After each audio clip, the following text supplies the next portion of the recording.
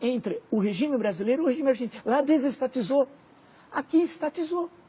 Lá acabou com o ensino público do terceiro grau, aqui expandiu a universidade pública de terceiro grau, aqui modernizou a economia, ampliou, diversificou a economia. Lá a economia, a indústria foi duramente, quase que destruída, a indústria argentina. Então, se você for comparar, as bases ideológicas da ditadura brasileira era uma e da Argentina, por exemplo, eram outras. Isso quer dizer que não havia contato entre os governos? Não, havia pouco, muito pouco contato. Há uma carta apócrifa, publicada por Jack Anderson no Washington Post, de uma carta do Figueiredo, tal, que é apócrifo, qualquer historiador lê aquilo, até o Figueiredo assina o nome errado, tal. Pega aquele texto, essa relação, a tal da Operação Condor, nunca existiu com ligação no Brasil. O que há são ligações individuais. Por exemplo, a polícia do Rio Grande do Sul com a polícia uruguaia, célebre caso, Universindo Dias e Lilian Celiberti, né? Então, que era do Partido da Vitória do Povo, foram sequestrados em Porto Alegre e levados a Montevidéu. Mas esses casos, que ocorrem também logo depois de 76 com o golpe na Argentina e algo depois de 73 no Chile. Mas o que eu insisto muito em destacar, é que o período 64, 68, na questão que você colocou, como é possível chamar de ditadura? Ele precisa mudar o dicionário. O conceito de chamar o Bobbio, se fosse possível chamá-lo, e mudar o conceito de ditadura no dicionário de política. Por quê? Nós tivemos em 64, em 68, eleições diretas para governadores em 65, outubro, para 11 estados, porque não era coincidente as eleições, com o quadro partidário anterior. Que ditadura tem eleições no qual a oposição ganha, por exemplo, em 2 estados chaves, Guanabara e Rio de Janeiro. Tivemos eleições em 66, tivemos eleições em 68, que ditadura tem passeata dos 100 mil? Como tivemos no Rio de Janeiro. Você nem começa a fazer a passeata. E teve a passeata dos 100 mil. Que ditadura tem os festivais de música popular que nós tivemos aqui no Brasil entre 64 e 68? Que ditadura tem o movimento artístico, o teatro, por exemplo, que nós tivemos no período de teatro de contestação? A interpretação mais comum, vamos dizer, a respeito desses assuntos de outros historiadores que passaram por aqui, é que, por exemplo, em relação à vida cultural, ela foi formada durante o período anterior à ditadura e ela se espalhou ali a despeito do general presidente. E assim, enfim, em geral, o entendimento... Pois é, mas não teve censura? Muito pouca. O Show Opinião, por exemplo, que é de 64, teve depois algumas mudanças da principal, primeiro foi a Nara, depois a Maria Bethânia e tal, você teve algumas... É que você combinou, não é democracia, aí que é necessário ver os conceitos. Nós temos o período 64 a 68, é uma combinação de autoritarismo com resquícios da ordem democrática da Constituição de 46. Então nós temos um mix que explica esse período 64 a 68. Explica, por exemplo, a publicação de romance como Quarupi, do Antônio Calado, né? O teatro, a oficina, a arena e não só. Explica o cinema, né? O cinema. É bom lembrar que a ditadura queria lembrar filme para apoiar o cinema nacional. Eu queria saber que ditador na América Latina criou uma empresa para apoiar o filme nacional. Mas vê como que a coisa é diferente aqui. Então, período 68, 78. Agora, veja a contradição. Por isso que a gente não deve temer. Se construiu uma leitura do regime militar que me parece muito equivocada. Se o AI-5, como é sabido, vigorou de 13 de dezembro de 68 a 31 de dezembro de 78, em 74, nós tivemos uma eleição relativamente livre para o Senado. O Brasil tinha 22 estados.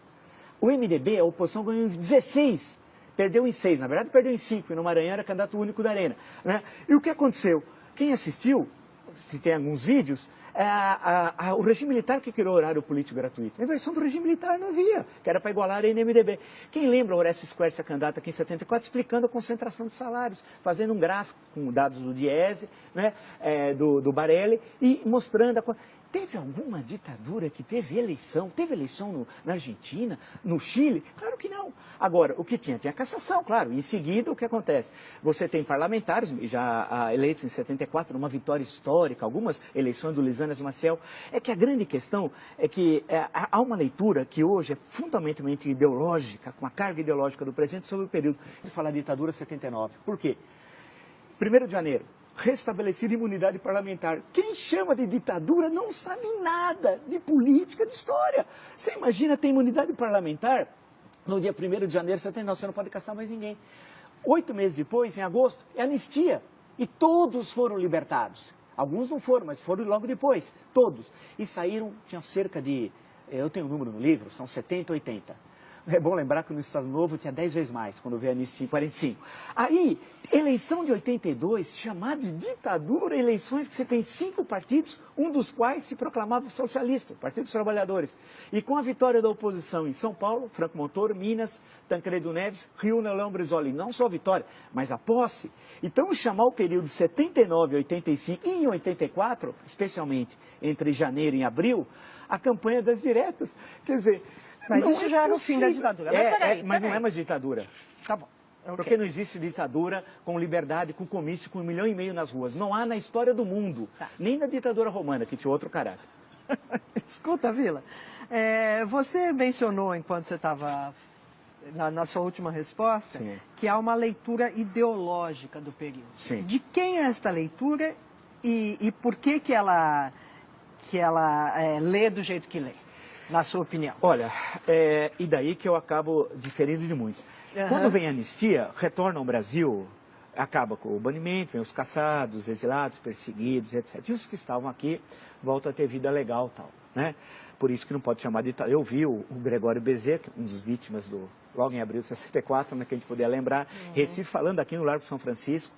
Isso devia ser setembro, por ali, outubro, não sei, de 79 e tal. Fui ouvi-lo porque era um mito para todos nós naquela época e tal. Então, a grande questão, e essa é uma construção que eu ouço falar sistemática, que está no livro didático, que já ficou vitoriosa, de que a luta armada levou a democracia. Isso é uma falácia. Eu faço questão, porque eu escrevi vários artigos, isso está no meu livro também, porque nenhum grupo de luta armada defendia a democracia. Não há uma vez a palavra democracia. Se você pegar o livro Imagens da Revolução, do Daniel Arão e do Jair Ferreira de Sá, lá tem quase todos os documentos, você procura, você não acha um que tenha a palavra democracia.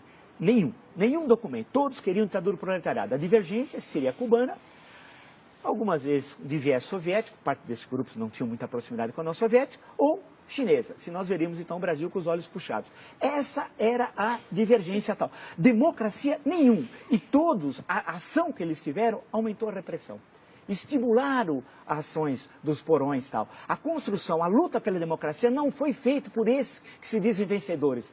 Esses são os derrotados. Os vencedores foram os parlamentares do MDB, que ninguém fala. A luta heróica de vereadores, deputados estaduais, federais, senadores. E eu no meu livro resgato 2 só.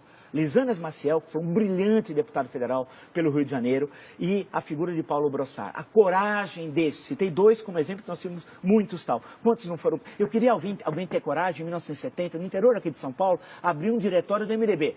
O padre na missa ia falar, não se misture com aquele homem perigoso que abriu o diretório do MDB e tal. Então esse é o MDB, o papel da Igreja Católica fundamental, e no caso de São Paulo, a figura épica de Dom Paulo Evaristo Arnes, do movimento estudantil, do movimento sindical, dos intelectuais, jornalistas, artistas, da dona Terezinha Zerbini, que abriu aqui o movimento feminino pela anistia. Todos esses estavam falando em quê? Democracia, respeito ao voto. Os grupos de luta armada desprezaram. Eu faço questão no meu livro, cito, leiam, entram no Google, Mini Manual do Guerrilheiro Urbano, leiam. Aquilo é democracia, aquilo é barbárie, aquilo é barbárie pura, é ensinar como matar as pessoas. Né? Agora, significa que devia ser reprimido o autor Carlos Marighella da forma como morreu aqui na Alemanha Casa Branca? Evidente que não. Evidente que não. Porque essa é a jogada. Ao você fazer a crítica à luta armada, esses que estão do lado de cá falam, quer dizer que você é a favor da tortura? Não. Os que veem o mundo assim, sem outros matizes, é que construíram essa versão falaciosa da história. Né? E eu insisto em mostrar que eles não defendiam a democracia. É uma farsa, nenhuma ação. Ao contrário, quando teve a passeata dos 100 mil no Rio, no mesmo dia, aqui em São Paulo teve o atentado ao 2º Exército, onde morre um menino que estava lá prestando serviço militar, que podia ser eu, por exemplo, né, que tivesse, vamos dizer, prestando serviço militar, jogaram um carro-bomba. Ou o Orlando Lovec, que foi pegar um visto aqui no consulado americano, na época no Cônjuge Nacional, que era um jovem, queria aprender inglês nos Estados Unidos, está andando, explode uma bomba no consulado, ele perde a perna. Ele passou anos para receber uma indenização de um salário mínimo. E quem colocou a bomba recebe 4 salários mínimos de indenização. Né? Quem matou um menino aqui no 2º Exército recebe indenização. E são vistos hoje como heróis. Não, a luta democrática é que foi heróica. Agora, isso não significa, em momento algum, ter qualquer contemplação com torturador, né, com assassino, com gente que desapareceu. E, por hipótese alguma. Esses têm de sofrer esse opróbrio da história. Temos de sempre lembrar essa barbárie aqui do DOPS em São Paulo, vou lembrar a figura do Fleury, o Sealing em Porto Alegre, o Davi Razan, Minas Gerais. Quer dizer, nós temos de lembrar como exemplos do mal, né? A mal que nós nunca devemos voltar a ter e defender a democracia e as liberdades. Eu acho que essa é a nossa grande tarefa. E não deixar que o resgate daqueles que lutaram em defesa da democracia seja apropriado por aqueles derrotados, que impulsionaram inclusive a ditadura, porque a cada ato terrorista, maior a repressão, maior a violência, maior a censura.